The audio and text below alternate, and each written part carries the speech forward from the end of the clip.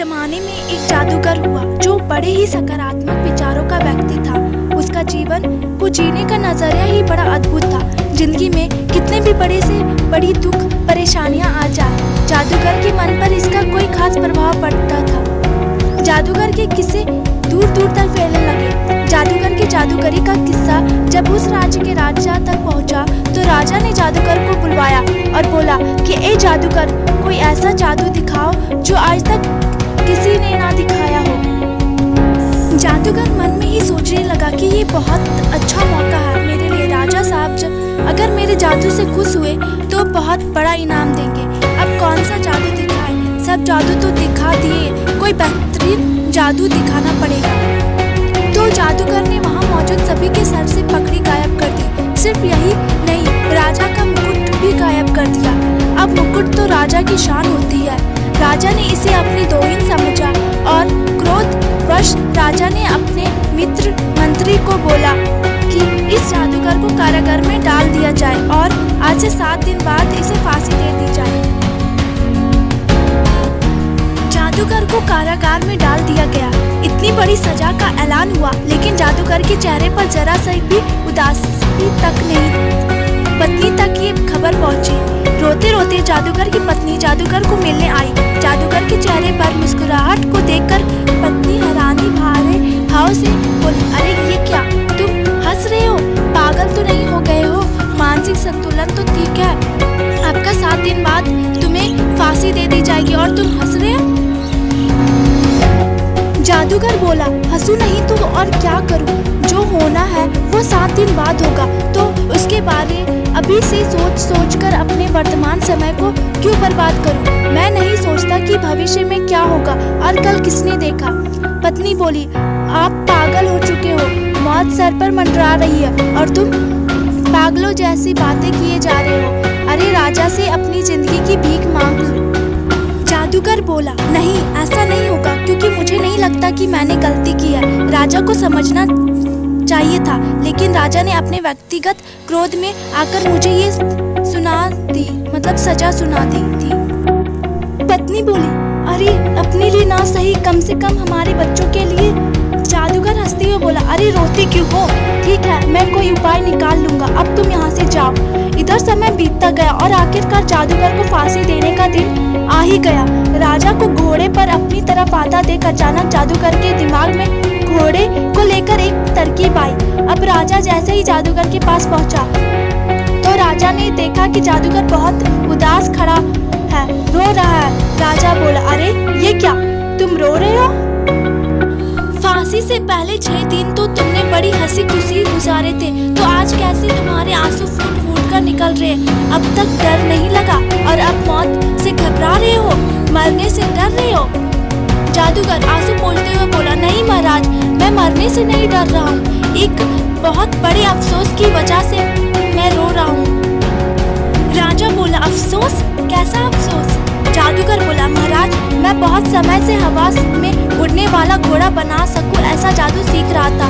वो जादू आधा सीख चुका था, लेकिन अफसोस कि वो जादू अब अपने साथ लेकर मरूंगा। यह सुन राजा सोचने लगा कि ये तो बहुत काम का जादू सिद्ध हो सकता है। मेरे लिए उड़ने वाले घोड़े का उपयोग मैं युद्ध में कर सकता हूँ और हर युद्ध को आसानी से जीत सकता हूँ। राजा बहुत उत्सुकता से बोला, अच्छा, क्या तुम पूरे विश्वास से कह रहे हो? जादूगर बोला, हाँ महाराज, मैं 1 साल से इस जादू को पूरी तरह सीख जाऊंगा और उड़ने वाला घोड़ा बना लूंगा। राजा बोले, चलो ठीक है, हम तुम्हें 1 साल का वक्त देते हैं। अगर सचमुच तुमने अपने जादू से उड़ने वाला घोड़ा बना दिया तो हम तुम्हें सजा से मुक्त कर देंगे, और अगर नहीं कर पाए तो उसी समय तुम्हें मौत के घाट उतार दिए जाएंगे। अब जादूगर मन ही मन बहुत खुश हुआ और वहाँ से अपने घर की तरफ चला गया। इधर घर पर जादूगर के मरने का मातम मनाया जा रहा था। सभी नात रिश्तेदार घर पर मौजूद थे, सब रो रहे थे। इतने में जादूगर जब घर पहुंचा तो सब हक्के पक्के रह गए। जादूगर ने बोला, मेरी सजा राजा साहब ने माफ कर दी है, अब आप लोग अपने अपने घर प्रस्थान करें। सभी लोग चले गए। इधर जादूगर की पत्नी बहुत उत्सुकता से पूछी कि ये चमत्कार कैसे हुआ। जादूगर ने बताया कि मैं राजा जी से ये वादा करके आया हूँ कि 1 साल में उड़ने वाला घोड़ा बनाकर उन्हें सौंप दूंगा। पत्नी माथा पीटते हुए बोली कि अरे ये भगवान, क्या हो गया इस आदमी को? ये क्या वादा करके आए हो? हम लोग उड़ने वाला घोड़ा नहीं बना सकते। जादूगर फिर से मुस्कुराते हुए बोला, हाँ जानता हूँ कि हम उड़ने वाला घोड़ा नहीं बना सकते, लेकिन उससे क्या, मुझे तो 1 साल की मोहलत और मिल गई। अब मजे से लाइफ को एंजॉय करूँगा। 1 साल तक और अपने परिवार का पेट पाल सकूँगा, ख्याल रख सकूँगा।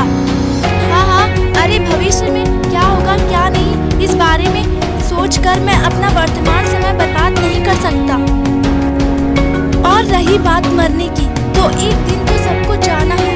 जीवन मृत्यु ईश्वर के हाथ में है।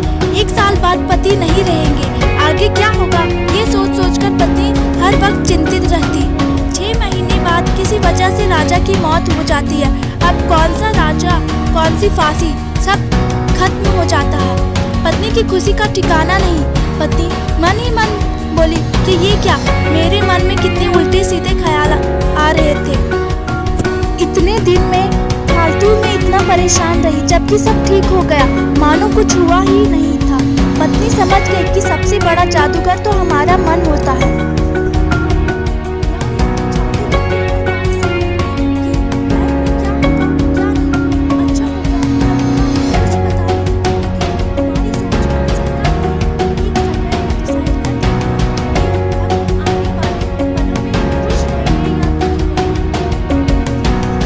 के चक्रों में पड़कर ना जाने कैसी कैसी परेशानियां पार रखी है लोगों ने अपनी जिंदगी में। किसी भी पल जिंदगी में कुछ भी हो सकता है, ये जानते हुए भी धरती के 90% इंसान छोटी बड़ी समस्याओं के बारे में बार बार चिंता करके अपनी लाइफ के उन 1000 पलों को बर्बाद कर देते हैं जिनको वो आनंदमयी तरीके से जी सकते थे।